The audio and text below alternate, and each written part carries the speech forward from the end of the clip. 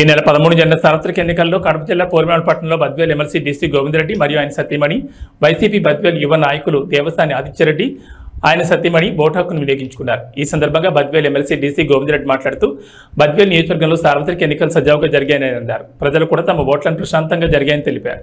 ఇటువంటి అవాంఛనీయ సంఘటనలు జరగలేదన్నారు. రాష్ట్ర పంచాయతీరాజ్ అండ్ రూరల్ డెవలప్మెంట్ ప్రభుత్వ సలహాదారు పోతిరెడ్డి నాగార్జున రెడ్డి మరియు ఆయన కుటుంబ సభ్యులు ఓటు హక్కును వినియోగించుకున్నారు.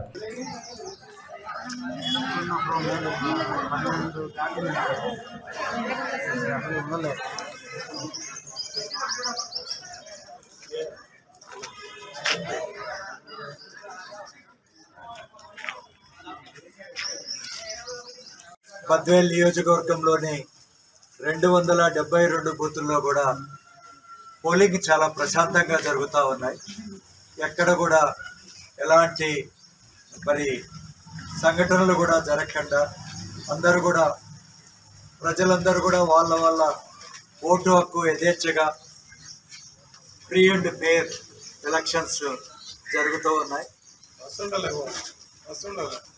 నిజానికి ఎప్పటి వరకు కూడా బూతుల్లో 200-250 ఓట్లు ప్రతి బూత్లో జరుగుతూ ఉన్నాయి.